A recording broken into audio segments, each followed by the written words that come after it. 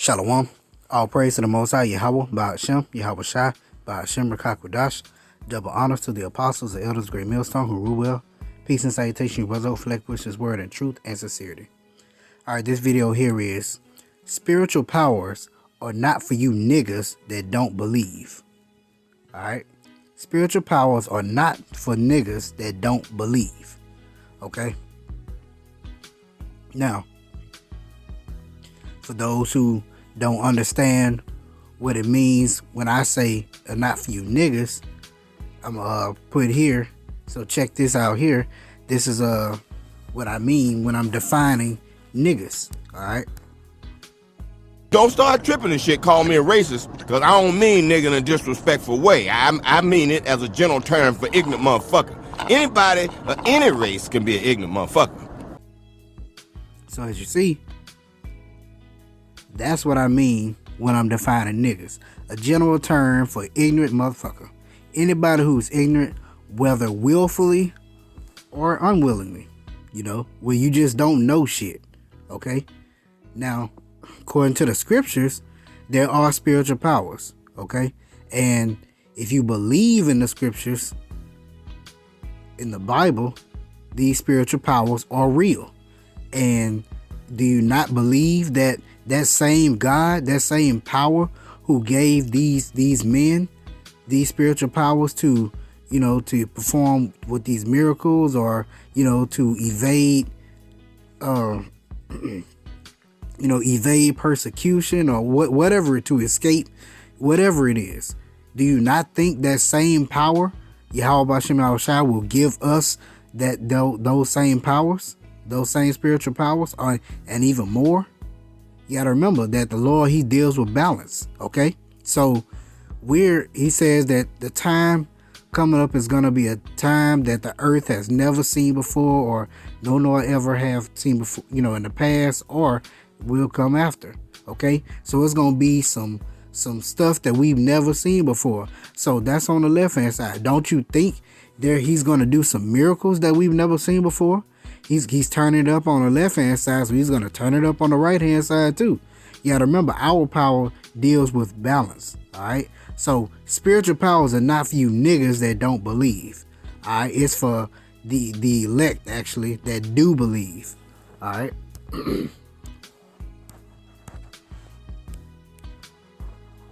So we're going to get some examples of spiritual powers, and we just going to see, hey, well, did these things happen, or are these just fables?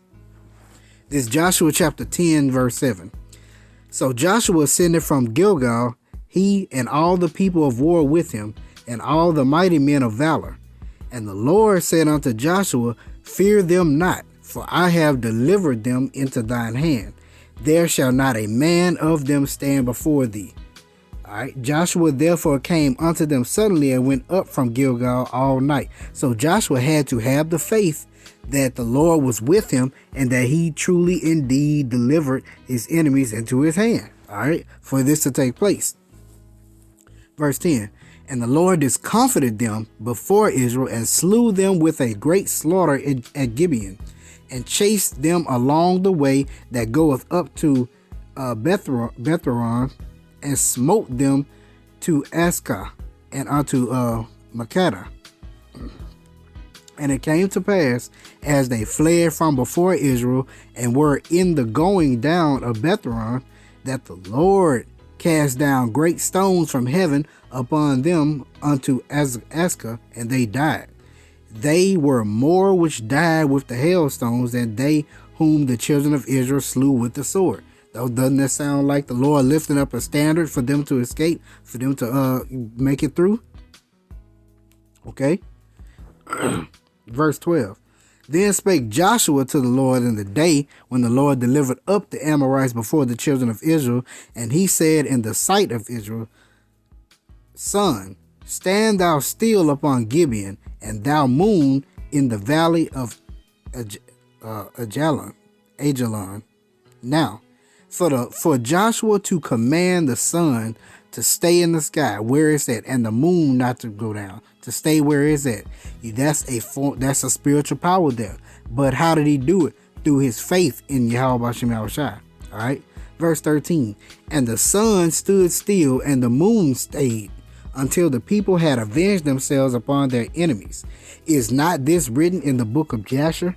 So the sun stood still in the midst of heaven and hastened not to go down about a whole day. Now imagine the sun sitting in the sky, sitting in the heavens, and never moving for a full day. You can't even imagine it because you ain't never seen nothing like it. Alright. Verse 14. Why you ain't never seen nothing like it? And there was no day like that before it or after it, that the Lord hearkened unto the voice of a man, for the Lord fought for Israel. Okay? Why did the Lord hearken unto the voice of Joshua? Because Joshua had faith. Joshua had that anointing. Joshua was selected. He was of the elect. Okay? The Lord was with Joshua. The same way we are praying that with the hopeful elect that the Lord be with us, because if he be with us, he'll take care of us. He'll guide us. He won't let us fall. Okay? Now, of course, there'll be some that do die in the faith, but no, we focusing on the miracles. We focusing on the power of Yahweh Shem Shai and his deliverance. Okay? Because we know, based on these scriptures, based on what is written, that is what's to come. And you got to believe that. You can't just know. You can't just read it and go past it like it ain't nothing. You got to read this and know this stuff and believe it. All right.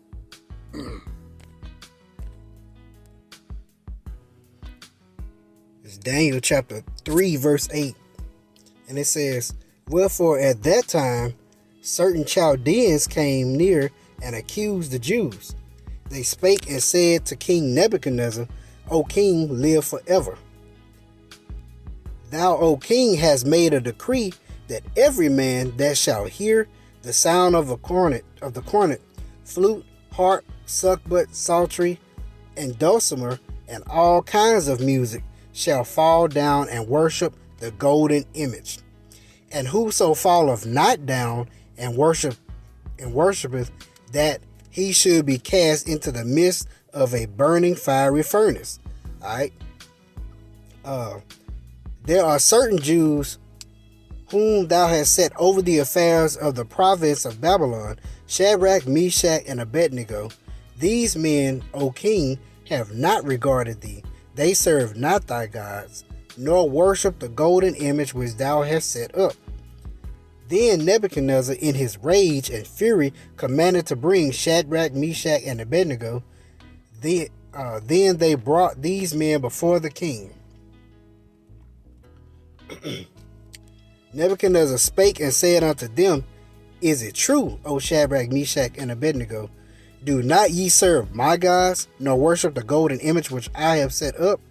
Now if ye be ready, that at what time ye hear the sound of the cornet, the flute, the harp, sackbut, psaltery, dulcimer, and all kinds of music, ye fall down and worship the image which I have made. Well, but if ye worship not, ye shall be cast the same hour into the midst of a burning fiery furnace. Who is that power that shall deliver you out of my hands? That power is Yahweh Shem Shai that shall deliver you. Shadrach, Meshach, and Abednego answered and said to the king, O Nebuchadnezzar, we are not careful to answer thee in this matter. So they said, we not going to hold back our tongue. All right? We going to speak what we going to speak. We going to speak the words of our power. If it be so, our power, whom we serve, is able to deliver us from the burning fiery furnace, and he will deliver us out of thine hand, O king. Okay, that's that faith. To know for a fact that Yahweh Shem Shai will deliver you. But check this out. But if not, be it known unto thee, O king, that we will not serve thy gods, nor worship the golden image which thou hast set up. So, if the Lord delivers us, hey, we know he can deliver us. But if he doesn't deliver us, we for damn sure ain't gonna serve your gods. Okay? That's the type of faith you gotta have. And that's the spiritual power. Okay? That's that gift you gotta have. And to know what happened to them, because they had that faith, they were thrown into the furnace. but nothing happened to them. They came out. When they came out, they didn't even smell like smoke. You know, they ain't smell like they was burning. They ain't smell like smoke. As a matter of fact, they were trying to make it so hot that the ones that were fanning the flames and making it hotter ended up getting killed from the heat or from the fire, because the fire rose up so high. Okay? But you can only have that through faith.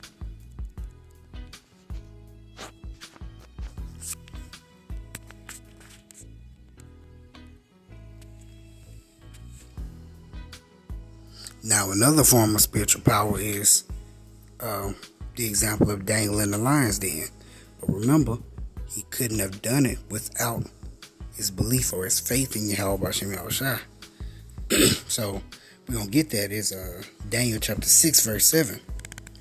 All the presidents of the kingdom, the governors and the princes, the counselors, the captains, have consulted together to establish a royal statute and to make a fierce decree that whosoever shall ask a petition of any power or man for 30 days, save the king, save of thee, O king, he shall be cast into the den of lions. Now, O king, establish the decree and sign the writing, that it be not changed according to the law of the Medes and Persians, which altereth not.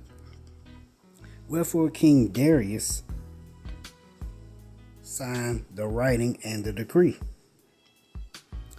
Now when Daniel knew that the writing was signed, he went into his house, and his windows being open in his chamber towards Jerusalem, facing the east, towards the homeland, which is why we pray, and give our greeting toward the east.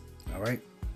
He kneeled upon his knees 3 times a day and prayed and gave thanks before his power, as he did aforetime. Then these men assembled and found Daniel praying and making supplication before his power. Then they came near and spake before the king concerning the king's decree. Hast thou not signed the decree that every man that shall ask a petition of any god or man within 30 days, save of the king, O king, shall be cast into the den of lions? The king answered and said, the thing is true, according to the law of the Medes and Persians, which altereth not.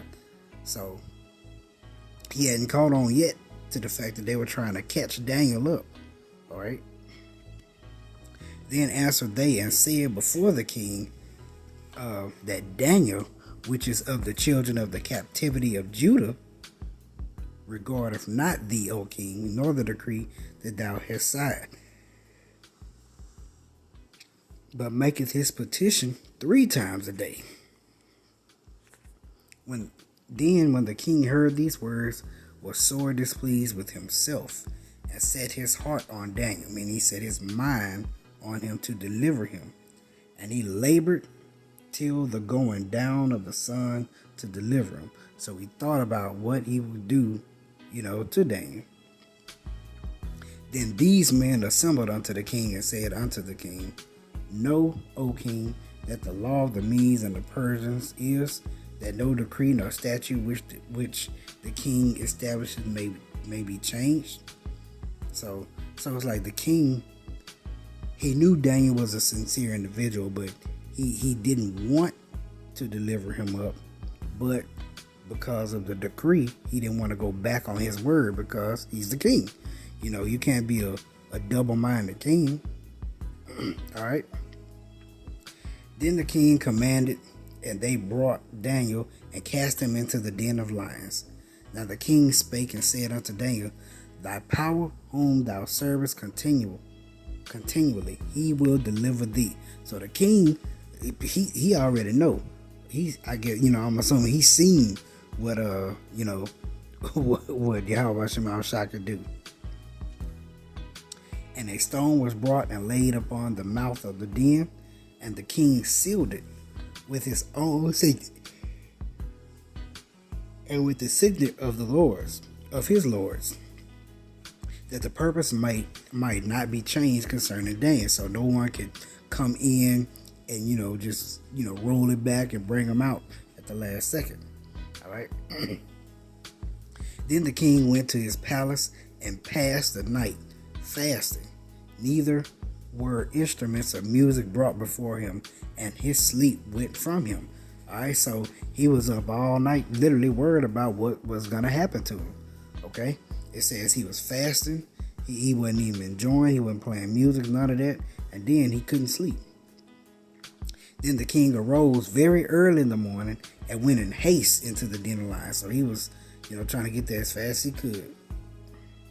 Hold on, so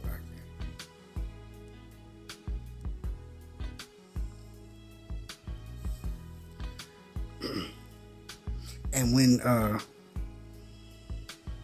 when he came to the den, he cried with a lamentable voice unto Daniel. And the king spake and said to Daniel, O Daniel, servant of the living power, is thy power whom thou servest continually able to deliver thee from the lions? Then said Daniel unto the king, O king, live forever. My power sent his angel and have shut the lions' mouths, that they have not hurt me. For as much as before him innocency was found in me, and also before thee, O king, I have done no hurt. Then was the king exceeding glad for him, and commanded that they should take Daniel up out of the den. So Daniel was taken up out of the den, and no manner of hurt was found upon him, because he believed in his power. And the king commanded, and they brought these men which had accused Daniel, they cast them into the den of lions, them, their children, and their wives, and the lions had mastery of them, and brake all their bones in pieces, or ever they came at the bottom of the den.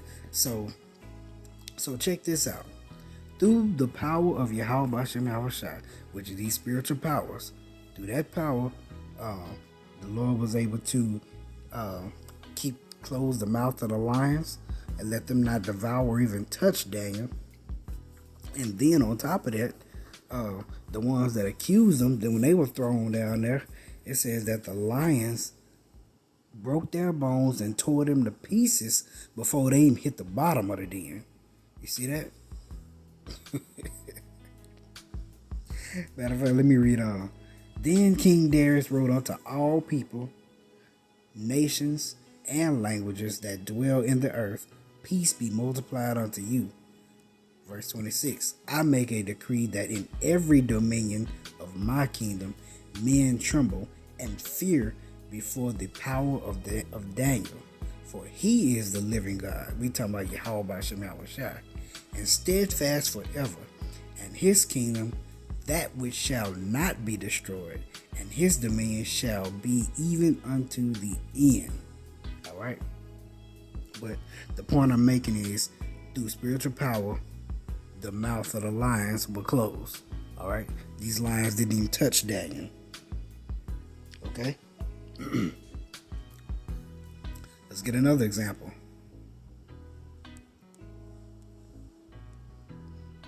Like I said, you can't tell me that spiritual powers are real, because they're all throughout the scriptures, literally. Okay, through the power of Yahweh Bashem Yahushua, miracles and different signs and wonders are done. It's Matthew 17:14. And when they were come to the multitude, there came to him a certain man, kneeling down to him, saying, Lord, have mercy on my son, for he is lunatic, and sore vexed. For oftentimes he falleth into the fire, and often to the water. And I brought him to thy disciples, and they could not cure him. The Yahushua answered and said, O faithless and perverse generation, how long shall I be with you? How long shall I suffer you? Bring him hither to me. And Yahushua rebuked the devil, and he departed out of him. And the children was cured, Salakia, and the child was cured from that very hour. Then came the disciples to Yahushua apart. Okay, so after it was done, they I guess that they continued on. It came to him and said, why could not we cast him out? They was like, we trying hard as hell, but it just wasn't working. And Yahushua said unto them, because of your unbelief. This is the point right here. spiritual powers are not for niggas that don't believe. Okay? Because of your unbelief, you can't do these things. Because of your unbelief, it's hard to even fathom, these powers. It's hard to even fathom picking up a tank. It's hard to even fathom you moving a mountain at your word. Okay? It's hard to even fathom being able to fly. Why? Because you don't believe. Verse 20. And Yahushua said unto them, because of your unbelief, verily I say unto you, if ye have faith as a grain of mustard seed, ye shall say unto this mountain, remove hence to yonder place, and it shall remove, and nothing shall be impossible to you. Howbeit this kind goeth not out but by prayer and fasting. Okay? So we got to continue to pray. We got to continue to fast. We got to continue to believe. We got to continue to stay steadfast. Okay? Last one I want to get is, like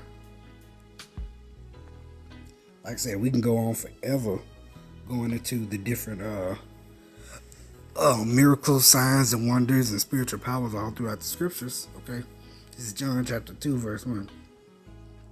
And the third day there was a marriage in Cana of Galilee, and the mother of Yahushua was there, and both Yahushua was called and his disciples to the marriage. And when they wanted wine, the mother of Yahushua saith unto him, they have no wine. Yahushua saith unto her, woman, what have I to do with thee? Mine hour is not yet come. His mother saith unto the servants, whatsoever he hath unto you, do it. And there were 6 water pots of stone, after the manner of the purifying of the Jews, containing 2 or 3 firkins apiece. And Yahushua saith unto them, fill the water pots with water, and they filled them to the brim. And he saith unto them, draw out now, and bear unto the governor of the feast. And they bare it. And when the ruler of the feast had tasted the water that was made wine, and knew not whence it was, but the servants which drew the water knew, the governor of the feast called the bridegroom, and saith unto him, every man at the beginning doeth set forth good wine, and when men have well drunk, then that which is worse. But thou hast kept the good wine unto now. The beginning of miracles did Yahushua in Cana of Galilee, and manifested forth his glory, and his disciples believed on him. How did he do that? He manipulated the elements. He literally manipulated the elements and turned it to the properties, turned it from the properties that create water, the H2O, hydrogen dioxide, into whatever the properties it is for wine. Okay, but this is a form of spiritual power. All right, remember, spiritual powers are not for niggas who don't believe. All right, so call Allah Yahweh Shem Ashai by Shem Akakwadash. Hope you're edified. Shalom.